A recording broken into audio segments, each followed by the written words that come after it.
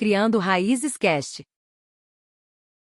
Exaltando Jesus Cristo no livro de Daniel, capítulo 1.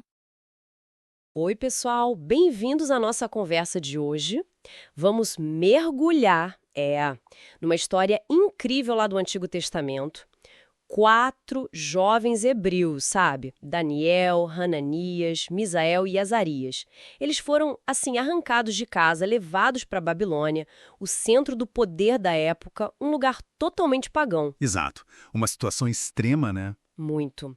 E a gente vai usar um comentário bíblico focado em Daniel, capítulo 1, para entender como eles enfrentaram uma pressão cultural gigante para abandonar a fé, a identidade deles. Vamos ver as escolhas que fizeram e o que essa história antiga revela sobre convicção, sobre sabedoria E sobre a soberania de Deus, né? Esse é um tema central no livro todo.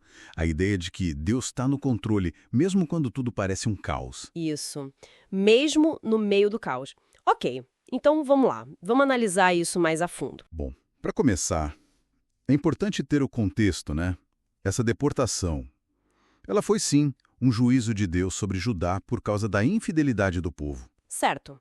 Mas, ao mesmo tempo, isso é fascinante, fazia parte de um plano maior de Deus. Mesmo através do sofrimento, do erro do povo, ele estava agindo. Agindo pra quê? Seu nome fosse conhecido, sabe?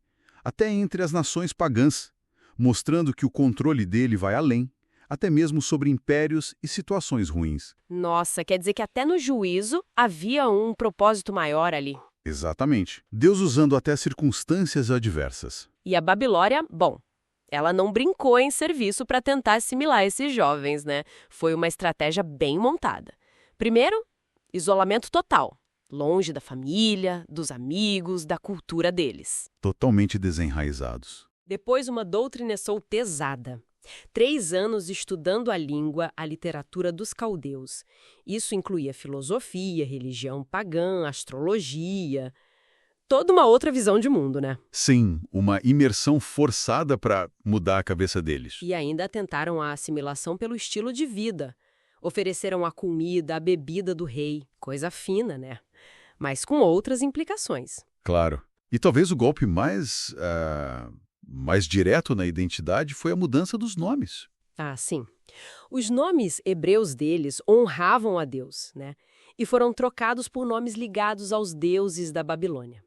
Daniel virou Beltesazar. Exato. Um ataque direto ao coração de quem eles eram. Uma tentativa de apagar a história e a fé deles. É nesse ponto que a coisa fica realmente interessante. Com certeza. Porque é nesse cenário de apagamento que vem a decisão de Daniel, lá no versículo 8. O texto diz: Daniel resolveu firmemente em seu coração não se contaminar. Olha que forte isso. A decisão interna primeiro. Isso. A resolução é no coração, é interna, uma convicção profunda antes de qualquer coisa externa. Isso é chave. Agora, por que exatamente ele recusou a comida e o vinho do rei? O texto não diz claramente, né? Mas a gente pode pensar em algumas razões. Podia ser por causa das leis de comida dos hebreus, lá de Levítico, sabe? Comida pura, impura. Sim, as regras dietéticas. Ou talvez porque essa comida muitas vezes era oferecida a ídolos primeiro. Ou, quem sabe, um ato mais simbólico mesmo, de não querer criar um laço de dependência total, de lealdade ao rei pagão através da comida dele. Entendi. Não deixar a Babilônia entrar neles, né? Os valores, a dependência. Perfeito. O ponto era esse. Manter a integridade e não se deixar corromper por aquele sistema. E o jeito que Daniel fez isso também chama a atenção. Não foi só coragem, foi sabedoria, né? Ele não chegou chutando a porta. De jeito nenhum. Foi estratégico. Ele foi conversar, buscou ter uma boa relação com a autoridade, o chefe lá, Aspenaz, mostrou respeito. O texto até diz que Deus fez ele encontrar favor ali, né? Sim, Deus agindo nos bastidores, verso 9. E quando Aspenaz ficou com medo, com razão, né? Medo do rei, Daniel não desistiu.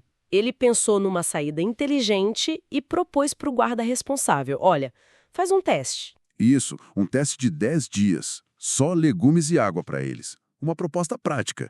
Tipo, vamos ver o resultado. Uma abordagem ganha-ganha, né? Mostrando confiança. Uma confiança enorme em Deus, na verdade. E Deus respondeu, né? Os resultados foram claros. Primeiro, a bênção física. Eles ficaram com aparência melhor, mais saudáveis, verso 15, que os outros que comeram a comida do rei. Impressionante. Depois, a bênção mental. Deus deu a eles conhecimento e inteligência, V17, fora do comum.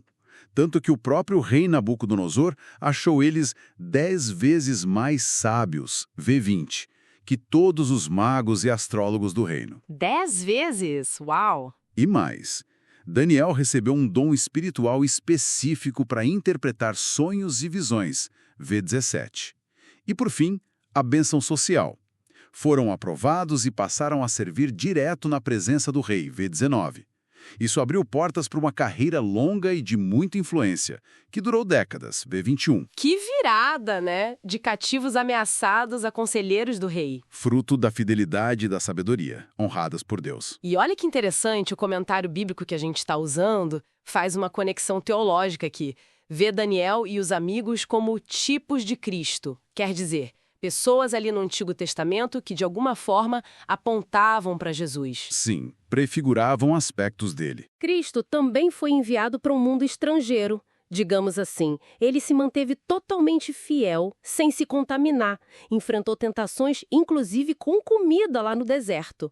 Mas tem um contraste importante. Qual seria? A fidelidade desses jovens levou eles para a honra aqui na terra, para o palácio. Já a fidelidade de Cristo levou ele para a cruz, para a morte.